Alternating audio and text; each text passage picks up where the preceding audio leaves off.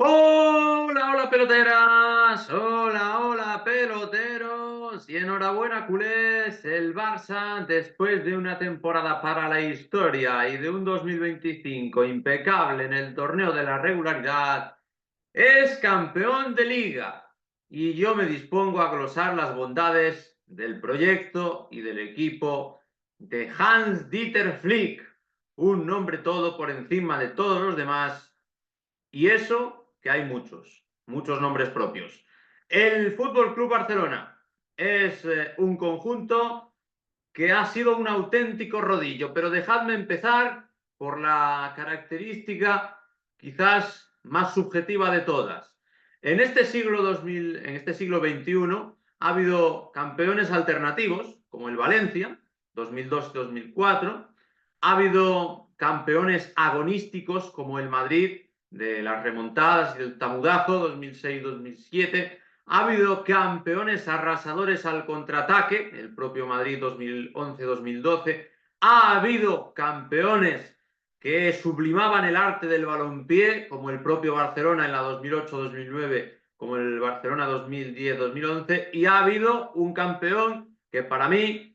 ha sido el que más me ha hecho vibrar, emocionarme y empatizar, que fue el Atlético de Madrid, no 2020-21, que también ganó la Liga de manera alternativa, sino el 2013-2014, el del cholismo original, primigenio, auténtico y salvaje. Pues bien, para mí el rodillo de Flick ha sido el campeón más divertido del siglo. Divertido no quiere decir que yo me haya emocionado, que yo haya empatizado, que yo haya sentido como propios los colores del equipo que gana. Eso sucedía con el Atlético 2013-2014, pero sí el que más chocante, divertido e incluso hilarante por momentos me parecía, por la manera de producirse, por la manera de desencadenarse, de construir un equipo brutalmente ofensivo que rentabilizaba los resultados amplios y que venía, como quien dice, de la nada, de una temporada depresiva y pasó de la noche a la mañana a ser un equipo temible aquí en España y allende nuestras fronteras, por mucho que no esté en la final de los dos equipos que pueden ganar la Copa de Europa. El Barça de Hans-Dieter Flick es un señor equipo de fútbol y ya veremos cuánta continuidad tiene, porque Mimbres parece presentar para perpetuarse durante muchos años como uno de los tiránicos de España y del viejo continente, al estilo de lo que sucedió con el Barça de Rijkaard y con el Fútbol Club Barcelona de Pep Guardiola, y siendo mejor durante más tiempo que el Barça de Luis Enrique. Pero eso ya es otra historia, harina de otro costal, porque la plantilla es joven, va a mejorar, pero también tiene que ser impulsada desde fuera con acierto, con refuerzos y con, sobre todo, potenciar lo que ya se han conseguido y a utilizar eso como trampolín y no como sofá, que eso también es un vicio recurrente en los últimos años de los dos grandes del fútbol español. En la liga, habida cuenta que nadie consigue ganar dos seguidas desde hace ya demasiado. Pero a lo que vamos, a analizar lo que es este Fútbol Club Barcelona, sus datos, sus curiosidades, sus anomalías, sus anécdotas. Es un equipo que por encima de todos los demás, como digo, tiene una personalidad propia de Hans-Dieter Flick. El entrenador alemán llegaba del Bayern de Múnich, pero con un paso intermedio por Alemania que no hacía ser del todo optimista a buena parte de la culerada. El desconocimiento de la lengua de Cervantes, del que ha hecho gala hasta las últimas consecuencias, pues apenas se le recuerda una palabra en español, pero que lejos de ser eso un impedimento, lejos de el hecho de no conocer la filosofía Barça, ser algo que le restara, en mi opinión, el ser alguien ajeno a todo el entorno del Fútbol Club Barcelona ha sido algo que ha potenciado su impacto, que le ha hecho ir sin prejuicios a imponer, bendita imposición, dirán los culés, aquello que él creía conveniente. desprovisto de prejuicios, de etiquetas, de mantras, de politiqueo futbolero. Él ha ido a la suya. Y todos a una de la mano de Hansi Flick, un entrenador que, primera curiosidad que os cuento, que no sé cuántos se leerán en los medios, cuenta por victorias todas las ligas en las que ha participado como primer entrenador. Las dos del Bayern de Múnich en 2020 y en 2021, y ahora esta del Fútbol Club Barcelona. Es lo que tiene que las selecciones solo jueguen la Liga de Naciones. El Fútbol Club Barcelona de Hans-Dieter Flick empezó incluso desde la pretemporada a dar señales de ser muy distinto al de su predecesor. Xavi hacía gala, y sigue presumiendo años después, de haber puesto en el disparadero, en el mejor de los sentidos posibles, en el escaparate, de haber hecho saltar al ruedo, si se prefiere, a muchos canteranos y muy buenos, generacionales, especiales y universales. Eso está en el haber de Xavi, pero una cosa es ponerlos a jugar y otra cosa bien distinta es echar el equipo a rodar con ellos presentes. No por ser alemán iba a dejar de contar con la cantera, más bien todo lo contrario, solo hay que ver los primeros 11. Con el malogrado, por ahora, Marc Bernal, con Marc Casadó. Esa fue la media que presentó en el campo de Mestalla. Y con esos chavales, con una plantilla corta, con una serie de jugadores de abajo, pero también con todos los que ya estaban arriba, más Dani Olmo, potenciados, cosa que no estaban anteriormente, Hans-Dieter Flick empezó a darle forma a su rodillo desde la jornada número 1, de manera literal, porque sí, empezó ganando los 3 partidos por 1-2 o por 2-1 contra Valencia, Athletic y Rayo Vallecano, pero a partir de ahí se desató la tormenta. Llegó un 7-0 al Real Valladolid, llegó un 1-4 al Girona, llegó un 1-5 al Villarreal, llegó un 5-1 al Sevilla, etcétera, etcétera, etcétera. Por no hablar del 0-4 en el Bernabéu, que hacía que el FC Barcelona, después de empezar con 7 de 7 victorias, con 21 puntos sobre 21, después de ese 0-4, jalonado por un 3-1 en el derbi de la ciudad condal contra el Español, sumara 33 de los primeros 36 puntos. Ahí, parada y fonda. El Shit November, noviembre de mierda, que dice el técnico alemán, que tampoco tiene pelos en la lengua. Entre noviembre y diciembre, 5 puntos de 21. Alguno pensaría, el Barça vuelve a su realidad. No había hecho tantos méritos, no era normal acelerar tanto el proceso, un proyecto que se presupone que es a medio plazo, como para sumar 33 de los primeros 36 puntos. La verdad es que había hecho méritos de sobra para que eso fuera así, con 33 de los 36 primeros puntos en disputa en el zurrón. Y la verdad es que también se acusó un bajón grande y evidente en el rendimiento, coincidiendo de manera prácticamente total con la baja de Lamine Yamal. Y es que es uno de los grandísimos nombres propios de la temporada. Ese que cuando faltó propició, para su pesar, que el Barça solo sumara 5 puntos de 21 entre noviembre y diciembre, que de las 5 derrotas con las que cuenta en su debe en el campeonato, 4 se produjeran en ese periodo, en la ausencia de Lamine Yamal Emaná, contra Atlético, Leganés, Las Palmas y Real Sociedad. Y la otra también fue sin Lamine en el 11 titular, fue contra Osasuna, un día de septiembre, el día 28 más concretamente, en el que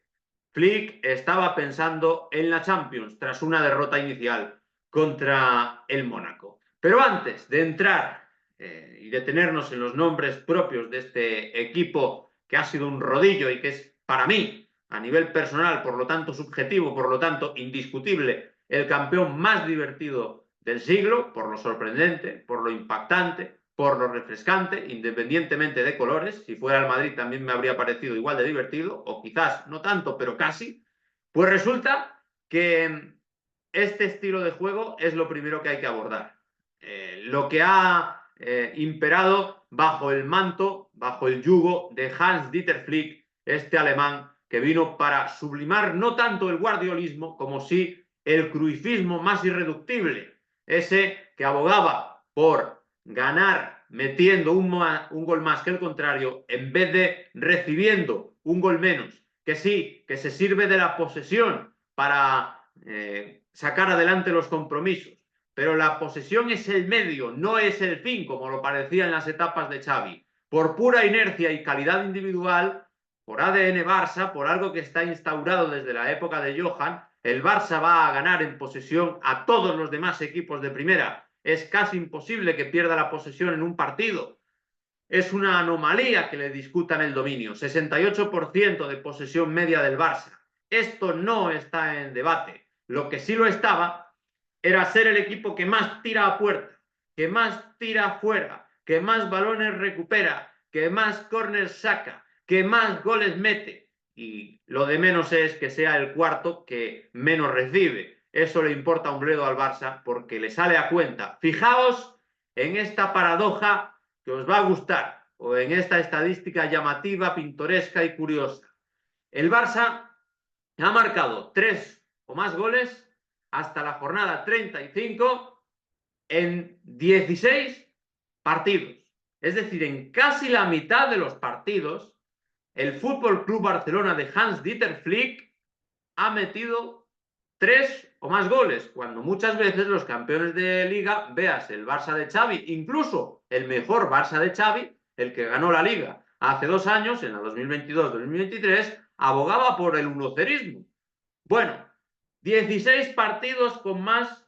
de 2 goles, es decir, con 3 o más de 3 goles marcados, incluidos, ojo, 2 partidos con 7 goles metidos. Contra el Valencia, 7-1, y contra el Pucela, que ya lo reseñé y ya es suficiente por hoy, 7-0. ¿Cuántos partidos, si ha habido 16 en los que el Barça ha metido más de 3 goles, o más de 2, incluyendo ahí el 3 o más, en definitiva, ¿cuántos ha dejado la portería cero respecto a esos 16 de exuberancia ofensiva? Pues ha dejado la portería cero en 11, en apenas 11 partidos. Esto habría que hacer revisionismo, pero yo creo que no tiene precedentes ni en el propio Barça ni en ningún otro conjunto que acumule bastantes más partidos, casi la mitad del total, derrochando goles, propiciando una orgía anotadora, que dejando las redes a cero, que es lo que te garantiza que en cuanto tú metas uno, ya eres ganador del partido, algo que en Can Barça, como sucede en la Casa Blanca, pues es lo normal, no quedarte a cero en ningún partido, porque fijaos que el Barça solo se ha quedado a cero de los 35 partidos en 2, y fueron uno en casa contra el Leganés, un equipo que está sufriendo para salvarse, y otro fuera contra la Real Sociedad, un equipo que por primera vez en 6 años se queda fuera de competición europea. Las paradojas del fútbol y la esencia de este Barça ultraofensivo. Y es que hay que hablar no solo de los números, que ya os los he puesto encima de la mesa con los 95 goles marcados, con esa perspectiva más que realista de superar los 100 al término de la liga. Yo creo que eso va a suceder. No va a llegar a los 114 del Madrid de Mourinho, aunque lo necesitara, es posible que no lo consiguiera, pero todo se andará para otra temporada si esto sigue así. 95 goles son muchos, son... si acabara la liga con solo 95 goles, entre comillas, serían 2,5 marcados por partido, que esto ya es una barbaridad, pero como lo normal es que marque más, pues se acercará al 2,7, 2,8 o incluso 3 goles marcados por partido, que fueron los 114, si no me equivoco, del Madrid de Mourinho. Y en estos números tan ofensivos, en este cambio tan radical de lo que venía contando del Barça de Xavi, que era un despropósito, un esperpento y algo que incluso se alejaba en muchos momentos, salvo ocasiones contadas, de lo que ha sido siempre el Barça desde Cruyff, pues para que esta contradicción tan radical tenga lugar, lo que ha ocurrido es un cambio de mentalidad. Para mí, todo lo que ha conseguido el Barça nace de la mentalidad alemana, que ha sabido inculcar, no sé muy bien cómo, algún día nos lo tiene que explicar en un curso que muy bien podría ser de psicología, Hans-Dieter Flick. Aquello de si quieres puedes, aquello de la mejor defensa es un buen ataque, aquello de prefiero el 5-4 que el 1-0. Todo eso lo ha hecho carne, inculcando a sus jugadores siempre querer un gol más.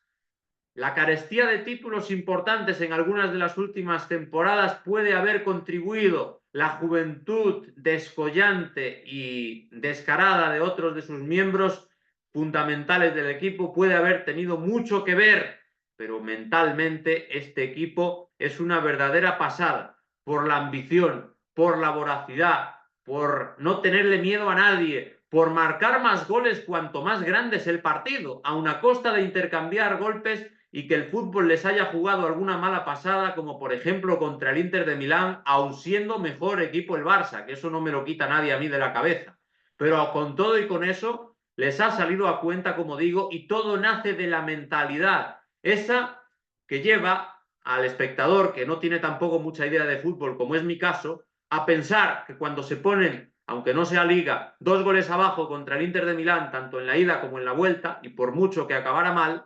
a pensar y a tener claro que el Barça iba a remontar esos partidos. Y lo remontó, vaya si lo remontó. O ciñéndonos al partido que me impulsó ya a grabar y preparar este vídeo, a que empiece perdiendo 0-2 contra el mismo Real Madrid, contra el mismísimo rey de las remontadas, contra el Asustaviejas, contra el equipo que siempre tiene una carta debajo de la manga, siempre tiene un as de bastos escondido para ganar las Copas de Europa como él solo sabe hacer, pues contra ese equipo el Barça ha demostrado tal mentalidad que el día que venía derrengado, cansado y derrotado de Milán contra el Inter de manera cruel y en mi opinión injusta, justo ese día después contra un Madrid, es verdad, ya descompuesto en esta temporada, pero aún con todo y con eso, con Mbappé enfrente, el Barça ve que el Madrid se pone 0-2 y gana el partido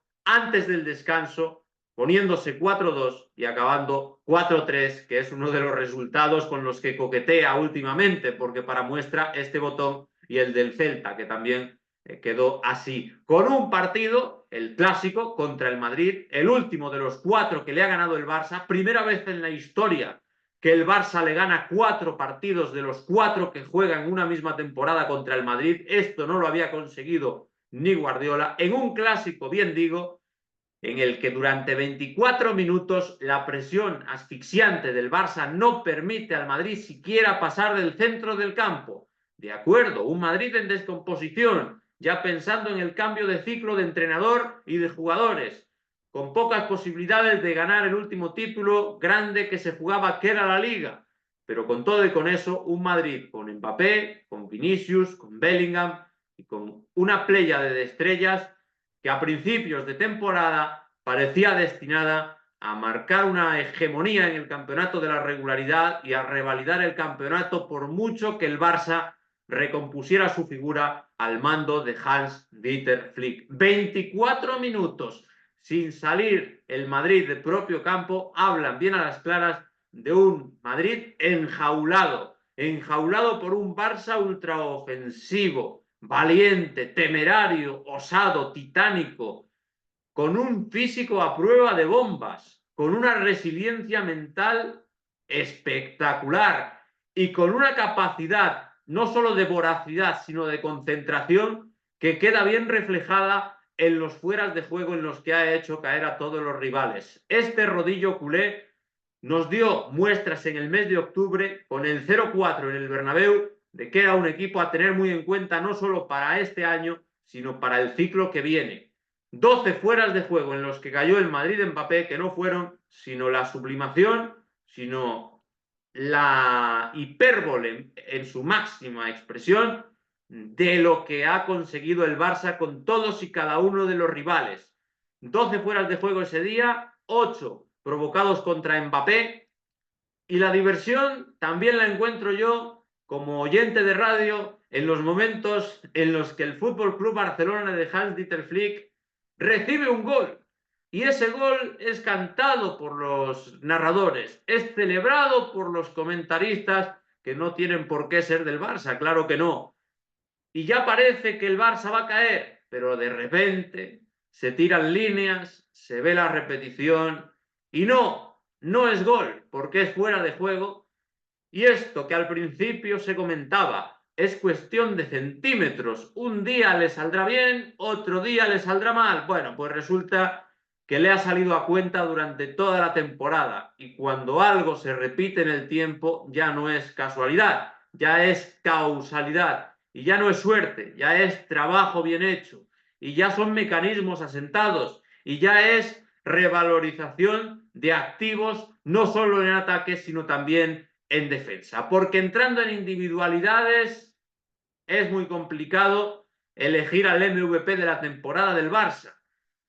Para mí podría ser Rafinha, claro que sí, ¿por qué no iba a ser Rafinha? Un tío que marca 18 goles y que da, si no me confundo ahora mismo, 6 pases de gol en los primeros 35 partidos, que tenía un pie o más de un pie fuera en verano, que ha llegado a declarar, estos son palabras suyas y no mías, que Xavi lo ponía cuando no le quedaba más remedio o cuando no había otras alternativas, si se quiere suavizar en cierto modo. Ha pasado a ser no solo un jugador al que había que vender para poder fichar a Nico Williams, cómo cambia el cuento, si uno ve las cifras de Rafinha y uno ve las cifras de Nico Williams, sino el principal estilete, el hombre más oportuno del ataque del Barça, el que siempre aparece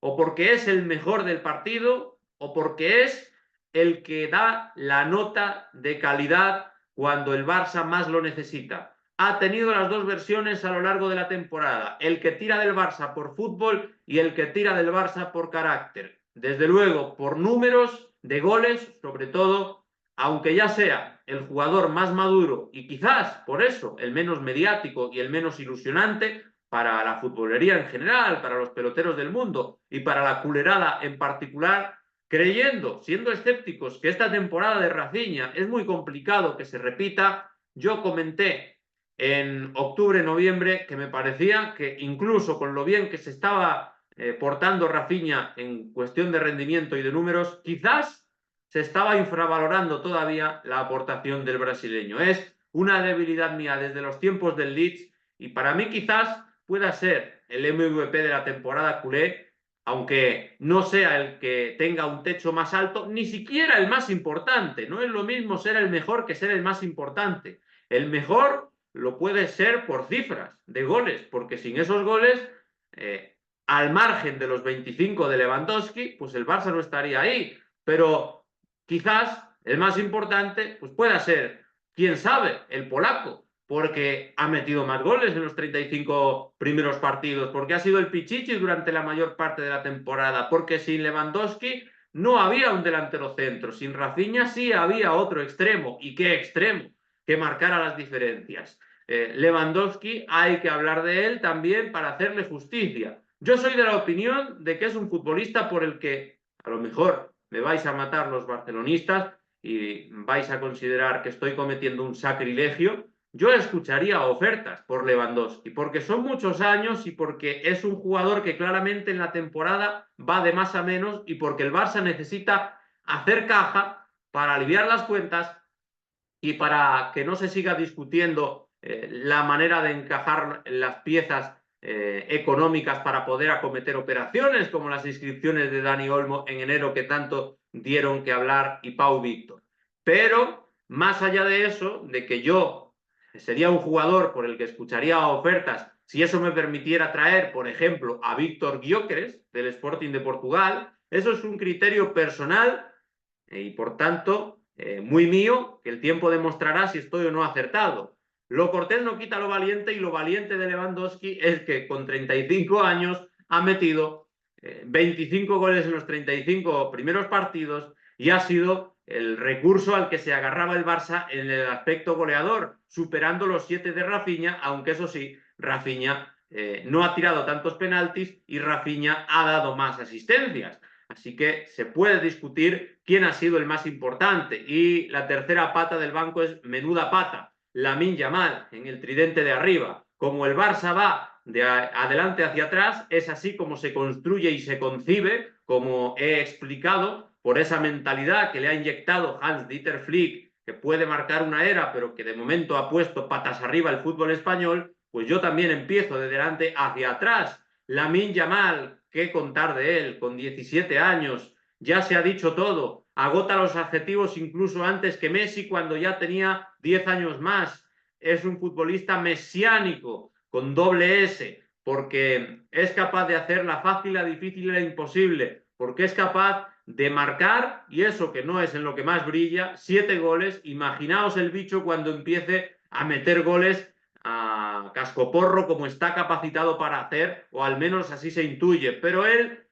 no se caracteriza solo por marcar goles, sino también por asistirlos, por regalarlos, por desbordar. Es el máximo regateador, es el jugador que más deslumbra, es el niño bonito de la Masía, es lo más parecido a Messi que verán los ojos del pueblo culé en mucho tiempo. Es un futbolista que aspira a ser Messi con 17 años, habiendo jugado más partidos que Messi, habiendo metido más goles que Messi, habiendo dado más pases de gol que Messi con 17 años, insisto. Messi esto lo empezó a hacer la bestia. Argentina despertó 2, 3, 4 años después.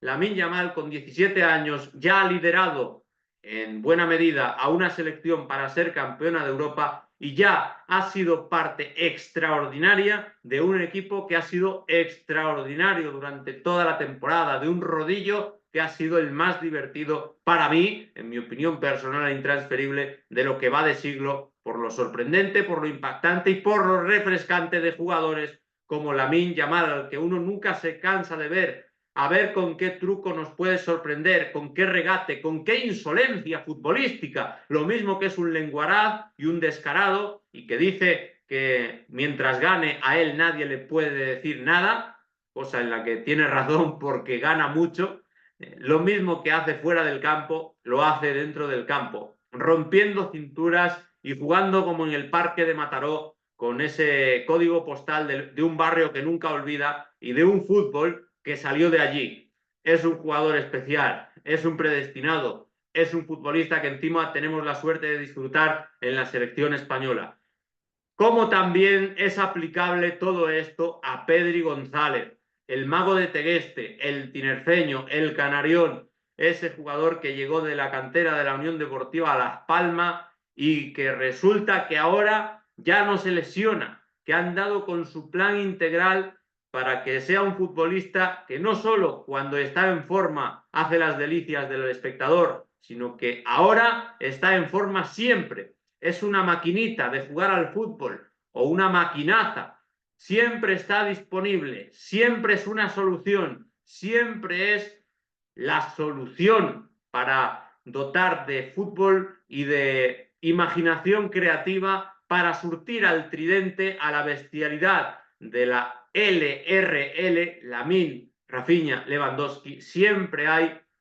un hombre preparado con la chistera, dispuesto a ofrecernos una suerte nueva con un pase imposible que ni siquiera por la televisión se había percibido, con una decisión acertada, con un giro, con un regate, con un desborde, con algo propio del duende canario que lo acompaña y también, ¿por qué no?, con una recuperación de balón, porque lo de Pedri González es escandaloso en la recuperación de balón. Por momentos parece una fusión del mejor Xavi, del mejor Iniesta y del mejor Busquets. Son palabras mayores, necesita más años para llegar a saber qué tipo de futbolista es, si es más Xavi, si es más Iniesta, si le sostiene el pulso a estos dos y si sigue haciendo de pulpo como el mejor Busquets, porque 230 recuperaciones de valor en la jornada número, hasta la jornada número 35, son más de 50 por delante del segundo máximo recuperador de la liga, que si no me equivoco es Mosquera, pero que está ahí a la par con otros tantos como Mojica, como Milla, estos vídeos que ha recopilado la pizarra de Quintana con el número de recuperaciones totales y también en los diferentes tercios del campo. Pedri sobresale en prácticamente todo en la faceta de centrocampista, porque no solo es que cree, no solo es que invente, no solo es que asista, no solo es que desahogue al equipo, que sea el aceite de la potente carrocería culé, es que también es el oxígeno, es el pulmón y es el pulpo. Es el pulpo porque recupera más balones que nadie por pura inteligencia, por pura colocación y porque también su físico es mucho mejor del que se suele comentar, porque Pedri tiene capacidad para repetir esfuerzos, no será un jugador que gane todos los duelos, no será el más rápido del oeste, no será el más destacado en las parcelas más relacionadas con el atletismo, pero sí que es un futbolista que nunca se cansa, que lleva una temporada jugándolo prácticamente todo y con la lengua fuera, como no puede ser de otra manera por la acumulación de partidos, pero con todo y con eso le sigue dando para ser brillante y para ser el motor ofensivo y también una importante pieza en lo defensivo de un Fútbol Club Barcelona que vive en campo contrario, que adelanta la defensa al máximo, que tira fuera de juego con éxito y que se construye de delante hacia atrás con el gran Pedri González de director de orquesta. ¿Qué más podemos comentar? Bueno, pues que la cantera ha jugado un papel importantísimo, porque ya he destacado a Lamine Yamal, tengo que nombrar también las primeras jornadas de Marc Casadó, que fue una irrupción fulgurante incluso para merecer llegar a la selección española, y tengo que hablar de un Pau Cubarsí, que es uno de los 3 defensas del Barça con 3 pases de gol en la Liga. Esto es alucinante, que haya 3 defensas que den 3 pases de gol. Gerard Martín, que mira que ha jugado poco, Pau Cubarsí y Jules Koundé, si no me falla la memoria, han dado 3 pases de gol en lo que va de campeonato de Liga. Y esto es una barbaridad. Esto te habla de la mentalidad que ya he repasado de sobra, que ha inculcado Hansi Flick, pero también del potencial bárbaro de otro adolescente, de otro teenager, de otro chico que apenas puede votar, que se llama Pau Cubarsí y que está siendo un canterano de éxito indudable, por mucho que a veces se pueda columpiar, como en el clásico. Pero la personalidad, la mentalidad ganadora de Pau Cubarsí, este sí, lo sacó Xavi y le dio galones, como también le dio a Lamine Yamal, pero ahora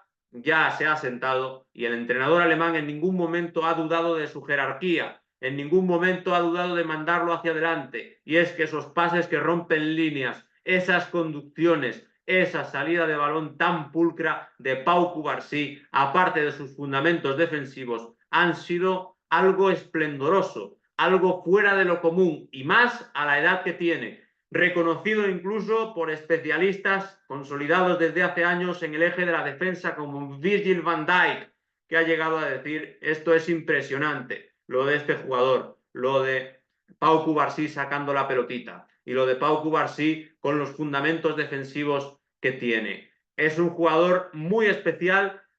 Pau Cubarsí, como lo son muchos de los diamantes que tiene en la Masía, en la mejor cantera del mundo, paradojas del destino, que va a bajar a Segunda Federación, el Fútbol Club Barcelona. Aparte de esto, pues hay varios aspectos que comentar también. Es un Barça que se ha reciclado en el centro del campo, que ha alargado la plantilla, porque Ferran Torres ha metido hasta 10 goles. Este es una buena prueba de la mejoría que han experimentado todos los futbolistas bajo el mando de Hansi Flick. ¿Quién se podía esperar que fuera un recurso más que válido, que diera 3 pases de gol en el Clásico ante la ausencia de Lewandowski y que sumara 10 goles solo en Liga, incluso siendo también importante en tramos de la Copa de Europa? El bueno de Ferran Torres, el tiburón, mentalidad de tiburón. Eso por la parte de arriba, pero más jugadores revalorizados, los Marcs, Bernal hasta que tuvo la desgracia de lesionarse de gravedad después de la jornada número 3, Casadó hasta que perdió el puesto con Frenkie de Jong en una de las decisiones de jerarquía que ha tomado Flick y que eran impopulares, como también era impopular el poner al portero, una vez se rompió Ter Stegen, al portero que vino, que era Szczesny, cuando Peña parecía sostener el rendimiento, pero a la larga te podía aportar más, y le aportó más en un partido como en el campo del Benfica, la veteranía y la experiencia y el saber estar de Szczesny. Si bien es verdad que la portería fue uno de los grandes lastres del Barça para no poder ganar al Inter de Milán. Ahí se marcó la diferencia en contra del Barça, pero el Barça, con una plantilla corta, con un entrenador nuevo, con una mentalidad fresca, recién instaurada, ha sido capaz de revalorizar a muchas de sus piezas, de que no se noten muchos de sus defectos y de imponer su ley de delante hacia atrás. ¿Qué decir también de otros jugadores como el propio Frenkie de Jong, que han sido otros de los que han sorprendido para bien en la segunda vuelta, o de Íñigo Martínez, o de Koundé, dos futbolistas en entredicho la temporada pasada? Íñigo Martínez, el Kaiser, el líder de la defensa; Koundé, una roca que no descansa nunca porque tiene la tentación de irse a correr por Sitges, como declaró el entrenador catalán, que lo juega absolutamente todo hasta que revienta. ¿Qué decir del multiusos Eric García? De otro carrilero como Valde, que es joven y que ha seguido creciendo; de secundarios de lujo, como hayan podido ser Fermín; de futbolistas que no han podido estar disponibles todo lo que habría demandado el Barça, como pueda ser Dani Olmo; de otros canteranos que han tenido que subir sin mayor aviso, sin previo aviso, como haya sido el caso de Gerard Martín, del que se empezó a fiar ya desde las primeras jornadas como relevo natural de Valde, en contraposición al único canterano que yo creo que ha perdido peso con Flick respecto del que tenía con Xavi, que es Héctor Ford. Aún así, Héctor Ford tiene tan solo 18 años y los goles y los pases de gol de Eric García como lateral derecho contra el Bayern de Múnich, pero mejor dicho, contra el Inter de Milán y contra el Real Madrid en Champions y en Liga de manera consecutiva, no han hecho sino darle la razón una vez más, ahora sí, al ex entrenador del Bayern de Múnich, que es un técnico que ha tomado muchísimas decisiones y que tiene un porcentaje exageradamente alto de acierto en las decisiones que ha tomado, porque quitando algunas que eran impopulares en las que también ha acertado, ha revitalizado al Barça con decisiones que otros no se atrevían, no sabían o no podían tomar, como este empoderamiento del frente ofensivo, como esta mentalidad de no temerle a nadie, de declarar abiertamente que querían ganar todos los títulos, de remontar 0-2, de mejorar a todo lo que pasaba por sus manos. El entrenador alemán ha sido un maestro de ceremonia, si Pedri ha sido el director de orquesta y si Lamine Yamal ha sido el prestidigitador que ha desentrañado los códigos de cada defensa contraria, y si Rafinha ha sido el cerrajero que abría las puertas contrarias, y si Lewandowski ha sido el asesino del gol. El maestro de ceremonias ha sido Hans-Dieter Flick, el mejor entrenador de Europa en estos momentos, en mi opinión. Para mí, es la liga de Hans-Dieter Flick, que ha construido en tiempo récord, a la velocidad de la luz, a la velocidad de la mini Rafinha, si se me permite, un rodillo divertidísimo, un rodillo que a mí me hacía muy feliz y muy sonriente cuando le iba metiendo una vez 4 en Liga, otra vez 5 en la Supercopa de España, otra vez 4 en Liga, otra vez 3 al Madrid, 16 goles. Esto a mí me parece divertidísimo, más allá de filias y fobias y de que obviamente el aficionado blanco no se reirá, no está el horno para bollos, para jiji jaja, pero más allá de eso, el aficionado neutral, al que el Barça ni le va ni le viene, se tiene que divertir, porque es un equipo que desde luego da espectáculo y que gana y gusta, porque el fútbol, lo más importante del fútbol es ganar. Si este Barça no ganara, maldita fuera la diversión, no serviría para prácticamente nada, pero es que incluso cuando pierde hace sentir a sus aficionados orgullosos, porque gusta. Así pues, a sus aficionados no les dolió tanto perder contra el Inter en Champions, y a sus jugadores tampoco, porque por eso se levantaron contra el Madrid, porque tienen las ideas muy claras de ir hacia adelante. Lo mismo que perdieron en Liga contra el Atlético de Madrid en la primera vuelta, con un resultado injusto de 1-2, y lejos de venirse abajo, lejos de desmoralizarse contra este equipo, resulta que en la segunda vuelta le levantaron un 2-0 y que en la Copa del Rey empataron a 4 en la ida, otra vez remontando un 0-2, y en la vuelta, sin ningún prejuicio, sin ningún miedo, sin ningún trauma, sin ningún estigma, vencieron 0-1 y pasaron a la final. Es un Barça absolutamente merecido campeón, y que ya digo, lo que a mí me transmite en lo personal y algunas estadísticas muy destacadas, que han deparado algunos de sus jugadores, algunas de sus estrellas y que han deparado con los huesos de la culerada en canaletas después de un año para olvidar la 2023-2024 lleno de incoherencias y de decepciones. Este Barça ha llegado y veremos si para quedarse es un rodillo desternillante. Contadme a vosotros qué os sugiere, qué os parece, hasta dónde va a llegar el Barça, qué refuerzos necesita, qué os ha transmitido, qué os ha sorprendido. Es una plantilla excesivamente corta, es reproducible el rendimiento de Rafinha, os plantearíais oferta por Lewandowski o es intocable, os gusta más Rafinha, Lamine, Pedri, ¿qué os ha encandilado? Bueno, contadme, porque el Barça es campeón de liga y lo que tiene que hacer el pueblo culé es disfrutarlo y lo que tiene que hacer los demás es o felicitarlos o resignarse o aprender o subir el pistón para plantarles más cara la próxima temporada. Lo dicho, enhorabuena a los culés, dadle like al vídeo, compartidlo muchas veces, interactuad todo lo que os plazca, nos vemos pronto y hasta la vista.